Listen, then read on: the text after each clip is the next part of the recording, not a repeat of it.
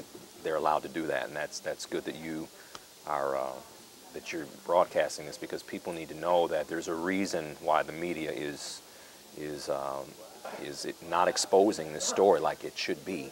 There was a recount, and it didn't. Last one that happened was I believe was done by Ralph Nader. I think Lyndon LaRouche was also, it might be historical significance there, but 1980 was the last time. The other thing that these people may find important is that our faith that not only the electoral process works, but our votes actually get counted and get counted correctly is really important, because let's say our contract or our agreement with the government to be, quote, governed, okay, is the belief that, you know, well, we get to choose at least those who govern.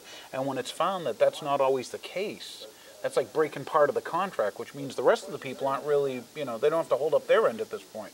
But the biggest thing, when you mentioned the media, I think the media keeps the I don't want to say fallacy just yet, but maybe I do want to say fallacy. The reason they may keep it going is so that doesn't happen.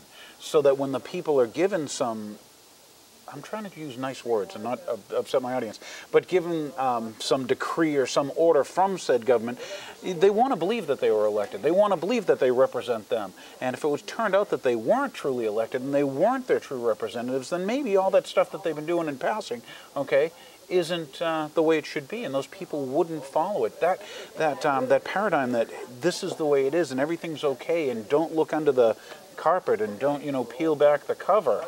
Yeah, I believe that's almost a fear thing for them. That's me, though. Yeah. No, I think you've made some excellent points. I would say that at this stage of the game, we have the Constitution that is here to protect us and to allow us to expose the things that are actually being hidden in that very valuable piece of document. And so what we want to do is we want to strategically educate the people and have them be informed about your obligation to submit requests to the governor of the state of New Hampshire, as well as Massachusetts, as well as the Attorney General, that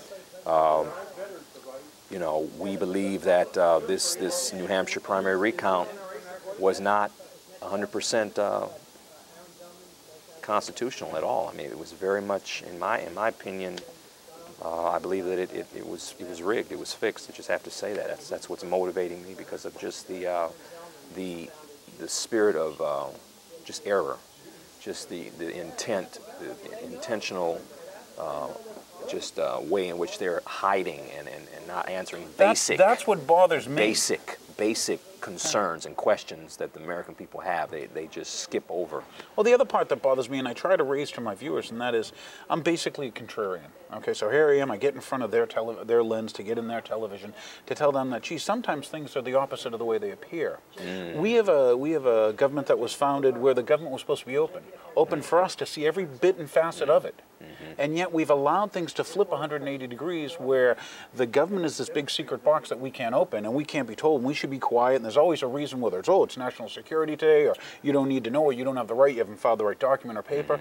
Meanwhile, for us, for individuals, you and I, who are supposed to be sovereigns and stuff, they're supposed to be able to look, gosh, I'm trying to not use crude words, but everything from every book we take out of the library to every phone call we make, to start, doing all these things that we're supposed to have all our, let's say, privacy revealed, yet they're supposed to sit there and quietly live back behind their "you can't bother us, don't pay attention to the man behind the curtain" thing.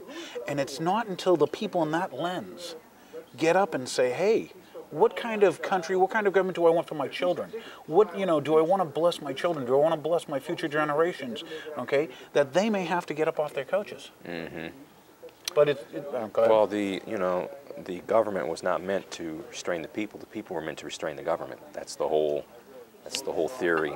Not even theory. That's our power. That's our right. That's the order. That's the protocol. And do you think it's years of conditioning by the televised box that's got us to believe that we can't make a difference? It is indeed years of conditioning, and it's, I used to think it was strange when people said don't watch your television, but look, that television, that medium is extremely subtle, and you know, the media in this country is it's not what you hear that's news, it's what you don't hear that's really the news. Yeah, and the other thing that catches me about the media, and I always tell the people to tune into this show because maybe they'll hear something they won't hear on Fox and CNN, is that if you do flip through all the channels, and ask you folks again, I mean, hey, you can turn us off right now, flip through the channels, go to the news stations, and see if they're not feeding you all the same story. And doesn't it bother you, the viewer, that no one's doing journalism, no one's doing investigative journalism, no one's telling you something different? You know? Well, this medium is very powerful, cable and the internet, as we can see how powerful information really can be when it is when the heart of the person that's portraying that or giving out that information doesn't have any hidden agenda. No necessarily advertising dollars are necessary. No, what's the word I'm looking for? You know, people that are hiding behind. You know. On the high end, I see like collusion or conspiring to give you a false message. But you're right. Many times when we just watch our other presidential candidates, okay, and we see that they're funded by not only the large banking corporations. Please take the time to go to, I guess it's opensecrets.org. I like that site. They'll actually go and show you where the money's coming from behind candidates, but also see how much of the pharmaceutical industry. Special interest was the phrase I was looking for. That's special what I was interest. Going. Yeah, because you'll never see them shake the waters there, or you know, allow any of that, whether you want to call it exposure or just brought into light. Yeah, and as I say, and I've said this in many interviews, the bottom line with America is that America's embarrassed of their God. You know, we have basically a constitution that was you know, we're endowed by our Creator. But when you have embarrassment involved, when you have things that have been misconstrued, then you have frozen. Then you have frozen. You've made a nation of rhetoric, a rhetorical nation, as opposed to a nation of substance. Go with it. And I see that lacking also. That's where we are. That's just it in a nutshell. You know, we're a nation that has learned the art of rhetoric, and there is It's almost like they're all politicians or they're all attorneys. Exactly. Well, It's sad because here we're in New England, and I don't know if you've been in New England long or you've been here before, but recently we had the Patriots, okay, and earlier in this season or whatever, they were caught cheating. You know, and we were more concerned with, you know, gee, whether they won or not, the fact that here are role models that are cheating and are caught cheating, and of course no heads roll, okay. But the fans out there, and some of them probably tune off the show now because I'm saying, you know, some anti, you know, New England Patriots thing.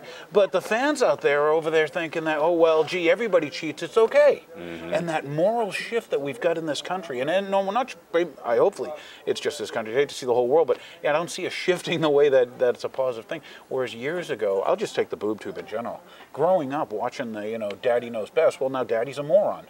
You know, the kids know best, or the what, you know, and it's not that the women are smarter or the men are smarter, but what's happening is how we've changed the portrayal, okay, and how we've changed what we consider baseline morality.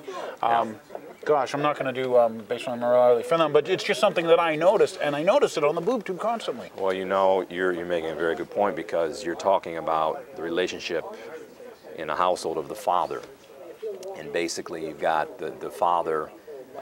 Is the father and the mother are supposed to be over their household, and anything out of that order, you got chaos, and you got children. We're living in a generation where you've got children hitting their parents, and not just that, and then using killing their parents. Well, and then going do. I can use the machine against my parents and calling 911 right, and getting their parents. Yeah.